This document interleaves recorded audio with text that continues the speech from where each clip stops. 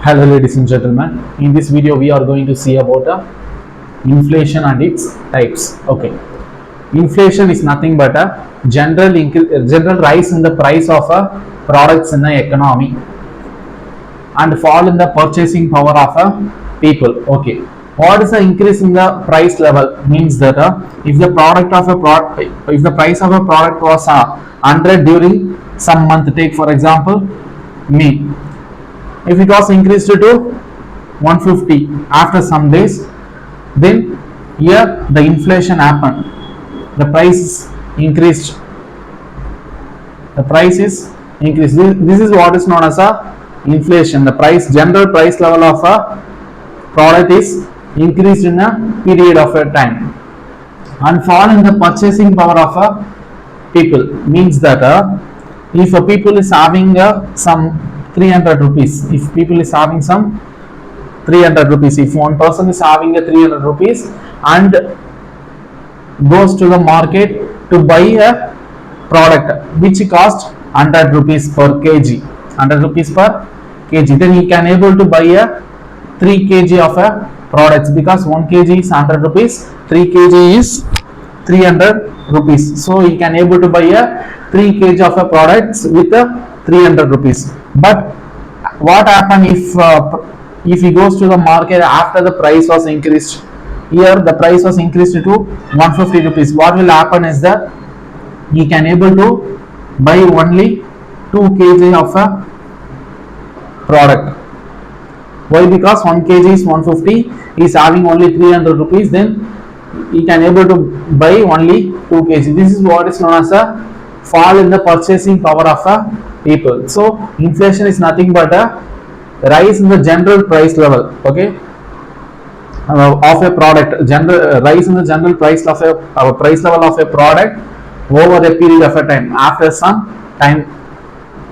And this time was this time may be anything. It may be 1 month, it may be 2 months, it may be anything. Okay, the price was increased over a period of a time, and fall in the purchasing power of a people is known as a inflation. So this is the basic definition of inflation. Next we are going to see about what are all the types of inflation. This was based on the how much the price was increased. What is the rate increased? According to the rate increase, the inflation was classified into 4 types. First one is creeping inflation. If the price increase is 1 to 5%, take for example, if the price of a product is 100 on a particular day, and on some other day if it was increased to some 1 or 3 rupees, here 3% was increased, then here the creeping inflation was happened. Next is a trotting inflation. If the price is increases between 5 to 10%, take for example, if the price is 100 rupees and it was increased to 108 rupees, 8% was increased. So here the trotting inflation was happened. If the trotting inflation was not controlled, then it will lead to a galloping inflation, which is a high increase in the price level of a products. It may reach even a 20%. Take for example, from 100 rupees it can even go to 120 rupees of on a particular day. Then what is known as then we are going to see about hyperinflation. Hyperinflation is nothing but a overnight price shoot up. Here the price increase in a overnight. We cannot able to predict the price increase.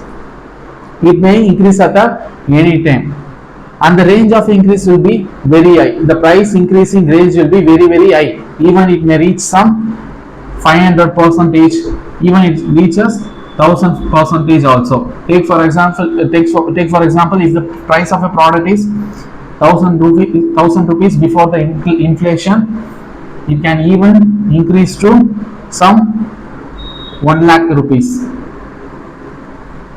Okay, from 1000 rupees it may even increase to 1 lakh rupees. Very high increase in the price level of a product. This is what is known as a hyperinflation.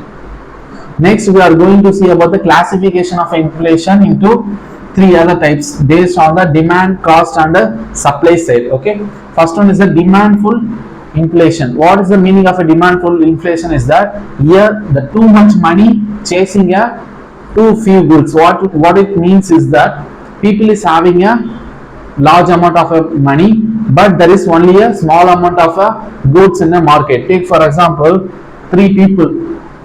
Take for example some three people A, B, C. Each one having some 1,000 rupees. Each one having some 1,000 rupees, and they are planning to buy a rice. They are planning to buy a rice with the 1,000 rupees. The price of a rice is, take for example 100 rupees per kg. So each one can able to buy a 10 kg of a rice. He can able to buy 10 kg. He can able to buy a 10 kg. He can able to buy a 10 kg.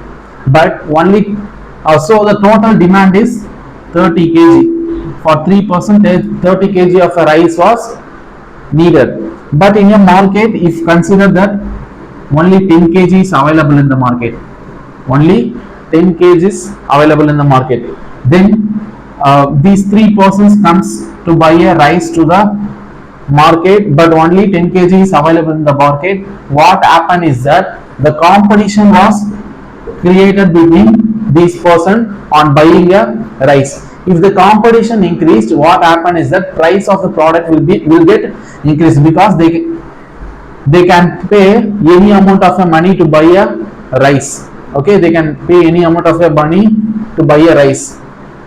So the price of a rice may go from some 100 rupees to some 150 rupees also, because both three of this person need a rice immediately. What will happen is that they can even pay a higher amount to buy a rice. Okay, so this is what will happen.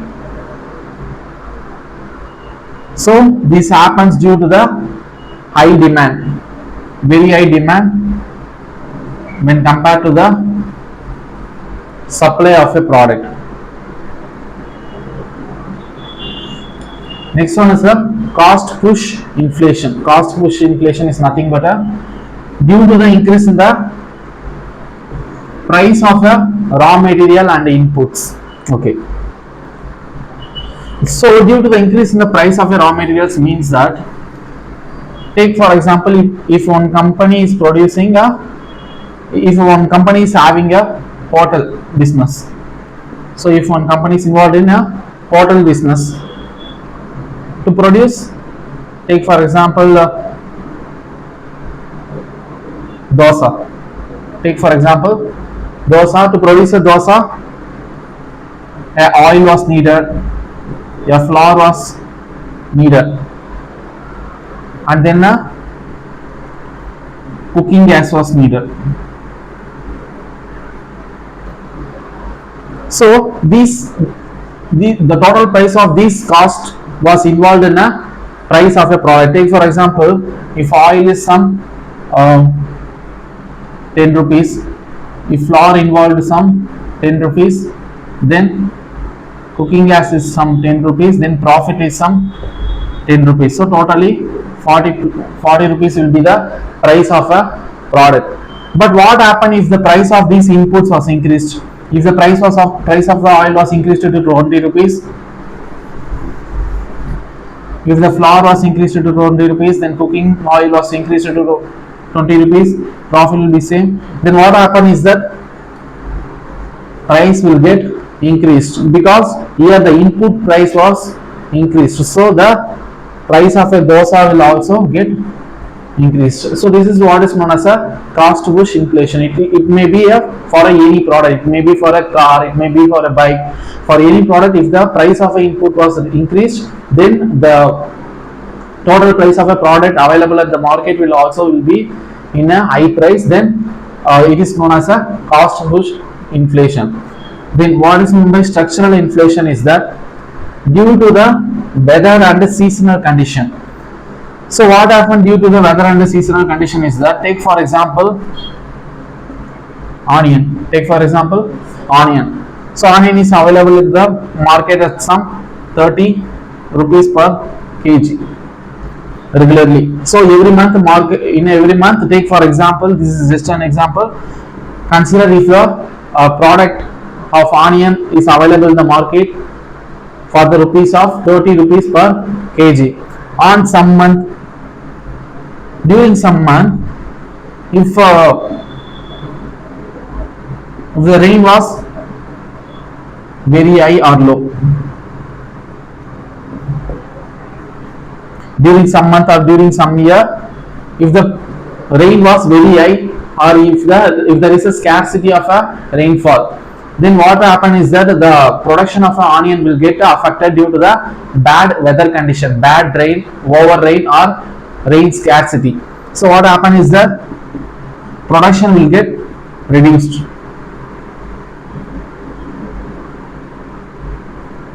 Production will get reduced. If the production is reduced, then supply also will get reduced. If the supply is reduced, what happen is that then the demand will be high, though, so the price of a product will also get increased. From 30 kg, it can even go to 60 rupees per kg. This is for an example. So this is what is known as a structural inflation, because here the inflation happens due to the bad weather condition and seasonal condition. Then supply side constraint. What means the supply side constraint is that if there is any problem on the part of a supply side, take for example, if the factory is producing a bike, take for example, if the factory is producing a bike on particular month, take for example, on any month, the factory is producing some 1500 bikes regularly per month. So every month the factory is producing 1500 bikes. On some month, if there is a strike happens, or if there is any accident happens in a factory, what happens when the accident happens? The production will get stopped. So the factory cannot be able to produce a 1500 bikes. So when the production is stopped, the factory cannot be able to supply a bikes on that particular month. What happen is that the price level, there will be a reduction in the supply. So when there is a reduction in the supply, then the demand will get increased. So the price of a bike will also get increased. So this is also due to the supply side constraint. It may be any problem, not only the accident, it may be any problem. If there is a supply side constraint, then the price of a products will get increased, and it is known as a structural inflation. So this is the basic definition of inflation and its classification based upon the rate and based upon the demand, supply and cost. Thank you.